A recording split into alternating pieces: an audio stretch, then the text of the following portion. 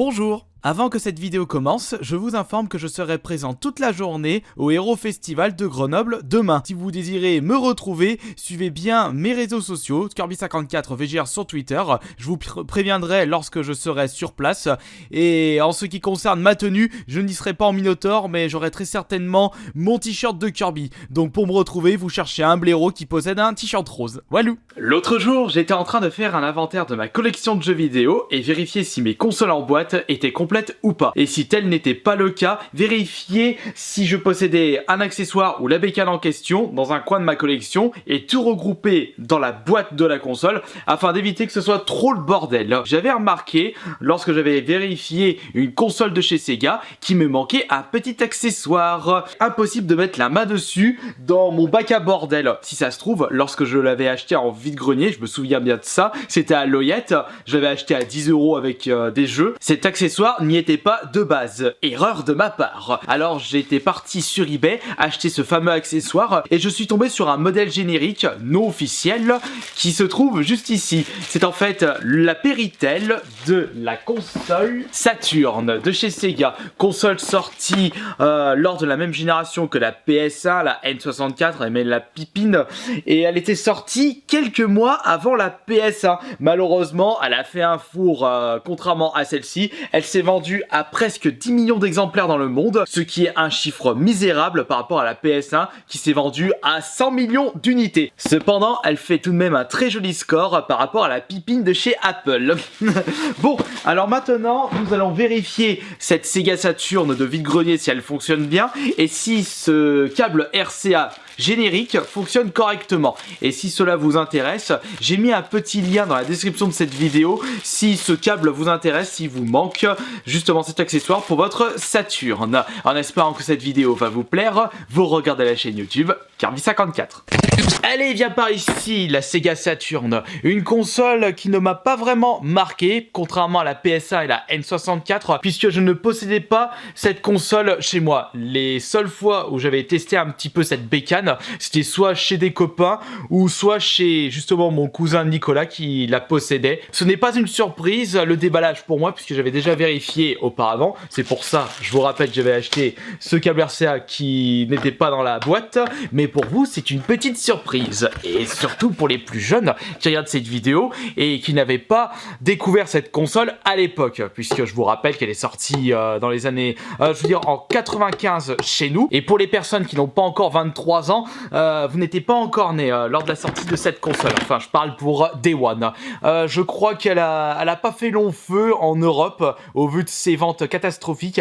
Ça n'a même pas atteint 1 million en Europe, donc ça a été une véritable catastrophe. Et dire que quand elle était sortie, j'avais fêté mes 9 ans, je me fais vieux d'un coup. Enfin bon, en tout cas, je profite bien de ma vie, et c'est ça le plus important. Ici, vous avez la manette, je ne sais pas si c'est le premier ou le deuxième modèle, je ne suis pas un spécialiste. Là, vous avez l'alimentation Saturn, c'est en fait une alimentation standard. Là aussi, vous pouvez trouver des modèles non officiels pour faire fonctionner votre console. Et ça, c'est bien du coup pour la Saturn, contrairement à la N64 de chez Nintendo. Avec son bloc d'alimentation, il est très compliqué de trouver un modèle générique pour cette alimentation par rapport à la Saturn et la PS1. Et regardez, qu'est-ce que nous avons juste là? La grosse bécane. Alors, j'avais oublié son poids. Plus lourde, plus grosse que la Mega Drive sortie avant. Et elle est même plus lourde, j'ai comme cette impression là, et plus grosse que la Dreamcast, sa petite sœur. Et ce n'est pas la première console de chez Sega utilisant des CD. Ils avaient déjà sorti pour la Mega Drive la Mega CD. Un accessoire qui s'accroche à la Mega Drive qui vous permet de jouer à des jeux en CD, comme par exemple Sonic CD. Ils ont même sorti un Final Fight, un Up4 Gym CD avec meilleure qualité musicale. Elle doit traîner dans un coin de ma collection. Je sais même pas si je possède l'alimentation de cette console. Il faudrait que je vous la présente un de ces quatre. On a vite fait faire le tour de cette bécane. On va maintenant sélectionner un petit jeu de ma collection. Regardez toute cette collection Saturn qui n'attendait plus que moi. Pour tester cette console, j'ai bien envie de vous présenter le Fighting Vipers, qui est en fait mon tout premier jeu Saturn de ma vie de gamer. Mais malheureusement, il a très mal vieilli. J'avais regardé de nouveau un gameplay et ouh, ça pique aux yeux. Et comme je le connais pas par cœur, j'ai pas envie du coup de le tester lors de cette vidéo. J'ai plutôt envie de tester un jeu que je connais par cœur et qui fait partie de mes jeux de combat préférés. Il s'agit du Ultimate Mortal Kombat 3, un jeu que j'avais découvert avec la version Super Nintendo. Allez, viens par ici. Et ça a été l'un des plus gros défauts de chez Sega avec cette Saturn. Regardez-moi à quoi ressemble la boîte d'un jeu, c'est hyper fragile. Là, je possède une boîte d'occasion et ça vole, c'est pas solide. Je sais pas ce qu'ils ont foutu, Sega. Ils nous avaient sorti lors de la période Mega Drive des boîtes qui tiennent la route par rapport aux boîtes Super Nintendo.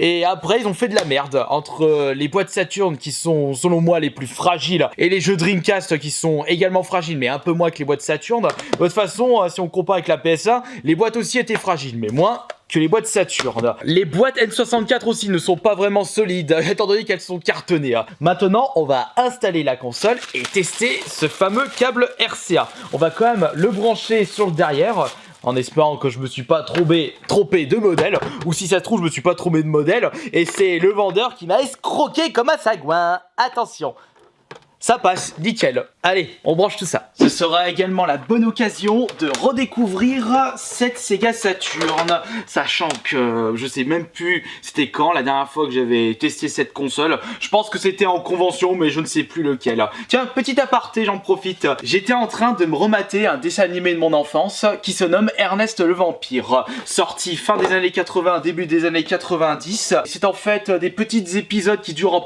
environ entre 1 minute 30 à 2 minutes.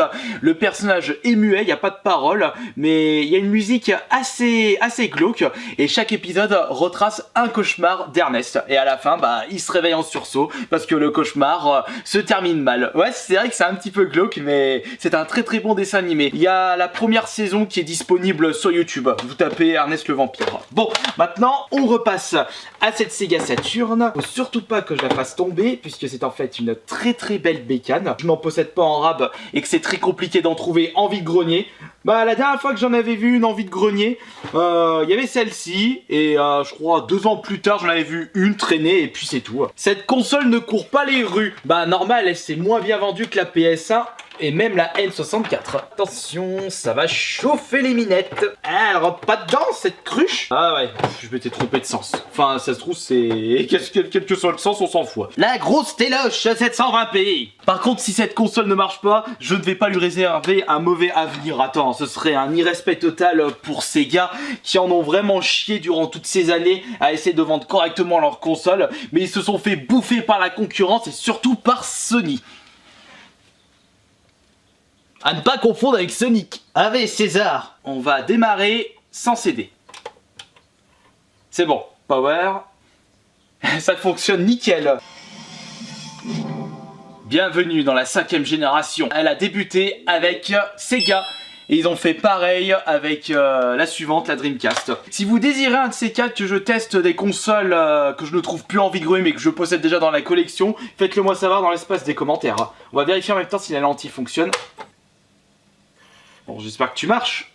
C'est bon, ça marche. On dirait que vous êtes plusieurs à découvrir cette console à travers cette vidéo. Il y a tellement de choses à découvrir dans le monde des jeux vidéo, surtout sur les choses qui sont sorties dans les années 90, même dans les années 80, 70, même dans les années 2000 aussi. Mais tout ce qui est sorti avant la NES, ça ne m'a jamais intéressé puisque j'ai découvert les jeux vidéo avec la NES. Donc tout ce qui est sorti avant, je m'en fous. C'est pour ça que récemment je me suis débarrassé des jeux Atari. Il me reste quelques-uns en boîte. Là je pense que la vidéo, pas que j'avais trop envie de grogner, je vais m'en débarrasser aussi. C'est ce que je me dis là en ce moment.